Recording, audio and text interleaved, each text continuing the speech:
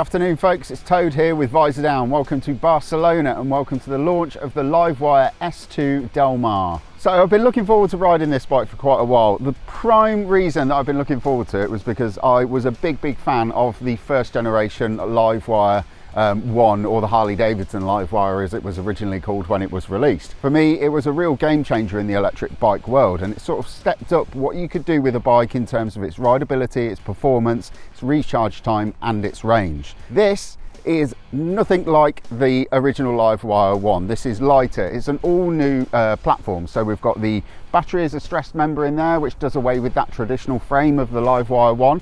We've got a completely new motor, all new bodywork, suspension. Basically, there isn't anything on this bike that is related to that machine.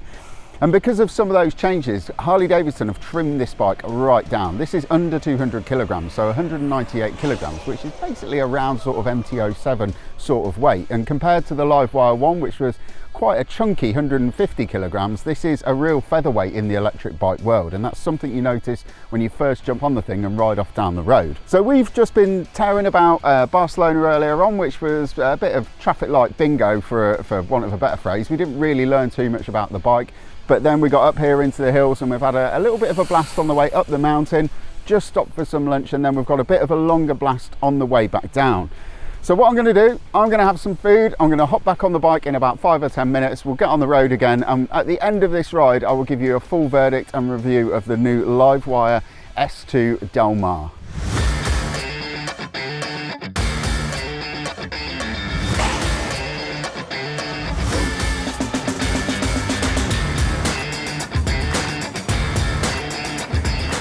Right folks, so there we have it. We have done our first ride, kind of a bit of an introduction really to the LiveWire S2 Del Mar. It is a very eye-opening bike. I mean, I came into this expecting it to be just a restyled version of what the LiveWire 1 or the Harley-Davidson LiveWire was, but actually it is a completely different kettle of fish. The change that they've made, moving from having an actual frame to having the battery as a stress member and then bolting the headstock and bolting the subframe onto it, it's transformational in terms of what it actually does for the bike and the way that it handles.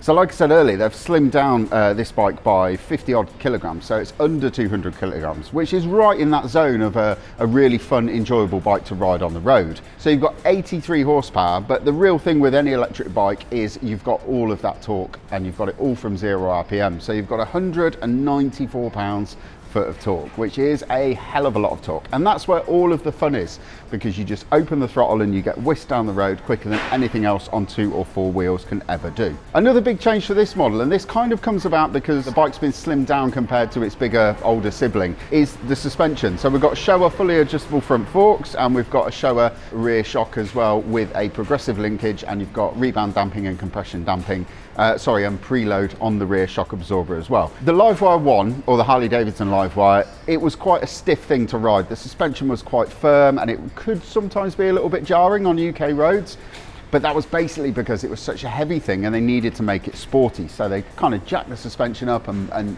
stiffened everything up to make it feel like a sporty bike to ride. So that has all gone. You've got a really nice plush feeling to the suspension, which I never really felt with the LiveWire 1 or the Harley-Davidson LiveWire, which is great. And there are some potholes and some bumps over here, and it handled it all well. That is not to say that it's soft or wallowy in any way, shape or form. And the handling of this bike has really been a tale of two halves today. So we rode it out of Barcelona, which is an absolute batshit crazy place to ride a motorcycle. You've got so much going on. There's 300 million traffic lights per square mile in Barcelona, I'm fairly sure, and every single pedestrian just wants to walk out in the road in front of you. It's really hard to know what's going on. On a couple of fronts, the LiveWire is an absolute joy to ride around because A, it's light, it's nimble, it's super narrow, so you almost feels like there's nothing underneath you. It's light and the steering's really light even at low speed. So you can make those little changes of direction really easily, and when you need to squirt yourself through a little gap in the traffic, you can do so with absolute ease.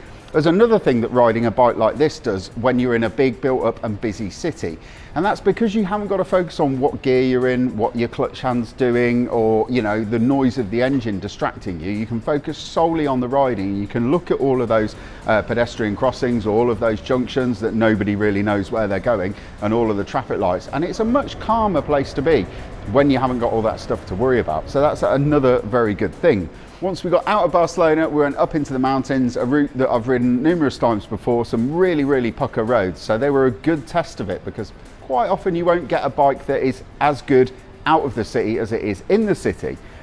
LiveWire, they've done a number on this one because it is actually still very good. The first LiveWire, the Harley-Davidson LiveWire or the LiveWire 1, was a great handling bike when you got out of town. It did have its limitations, they were mainly down to its weight. But this, at speed, is super flickable, and the only real thing that I would do is I would ditch these tyres, because to me these are style over substance. They are Dunlop sort of flat track style tyres that are co-branded as LiveWire. They're not bad, they're not awful, but there was a couple of times when we went under some trees and the tree sap had dropped onto the road, and then a bit of rain had come across the road, and as soon as you open the throttle on the exit of the corner, you got all that torque coming in, and the back end just lights up and then steps out. It's not dangerous, the traction control system's great, it scoops it all up and gets it all sorted out really quickly. But it wouldn't have happened if we were on rubber that was chosen because it was good road riding rubber and not because it looked like a flat track tyre. I know that's the overall look that LiveWire were going for on this one, but I would go for something a little bit more performance orientated on that front. The only other thing that I really had a problem on with this thing, and it's a problem that not many people will encounter, because I don't know how many people will ride solidly all day for 5, 6, 7 hours on one of these things.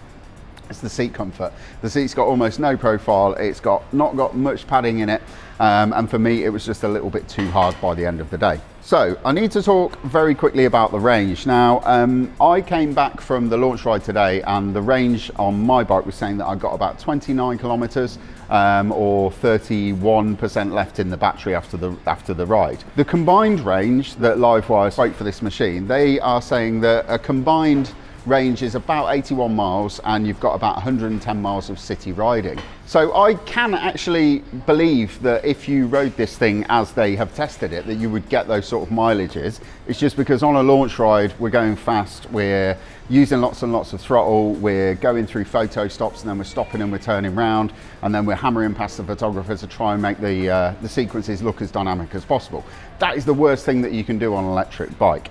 I did notice when we got into Barcelona and I had the regeneration on the battery, so when you shut the throttle it's putting the electricity back into the battery, had that ramped up full to try and get as much more range back in it as I could, and I did notice that basically the range didn't go down. So the 110 miles around town, I could completely believe that, and that is really what LiveWire are pitching this bike as. They're pitching it as a city bike in a place like Barcelona, London, anywhere like that. This is the bike that they would see people riding and, you know, just blatting about on and just having a bit of fun. Got to talk about recharging times because it's an electric bike. So I'm going off the sheet that they've got here. So level 1, which is from 20 to 80%, which is kind of the slowest charging, that is going to take you 5.9 hours. So that's really an overnight charge at home, plug it in, forget about it, get up the next day, go for a ride. Level 2 charging, which is what you would encounter out and about, which is the slightly faster one. This is going to go from 20 to 80% in around about 78 minutes. It's not a 15-minute refuel it at the petrol station stop like you get on some other bikes, but level 2 to 100% is around about 142 minutes. So the charging capability isn't as good as I have found on some other bikes. The Energicas that we were riding around Wales a couple of years ago, they could go from basically 10% almost to full on the fastest chargers that we found it out on the road in Wales in around about 25 or 30 minutes. So it's not quite there yet, but I still think in keeping with what the bike is designed to do and, you know, what it's being pitched as, I think that is perfectly amicable. It's going to be a bike someone goes out on, does 100 miles or so, parks it back in the garage and then goes and does something else.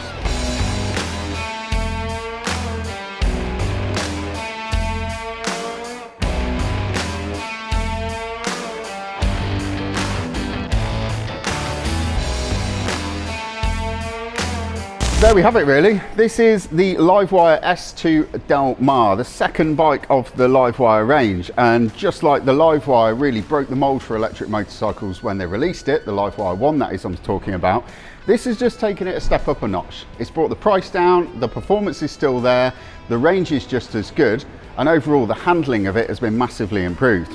I also think that the LiveWire 1, or the Harley-Davidson LiveWire when it was introduced, started to look a bit dated. It had been around for getting on for 10 years. We'd all seen the prototype model that they brought out and they let people ride, and then it was another 4 years or so before people actually got to swing a leg over it properly. So it started to age. I think this is a nice refresh for it. And the main thing about electric bikes is that I think that people really just need to actually go out there and try one, because until you do, you're never going to understand them, and it's just one of those things. You've got to get on it, you've got to ride it, and that is when you will start to understand it. Anyway folks, that is our review of the LiveWire S2 Del Mar. If you've liked that video, please don't forget to hit like and subscribe so you can stay up to date with all of Visordown's latest content. And for all the latest news, reviews and motorcycle features, get yourself over to visordown.com. Cheers.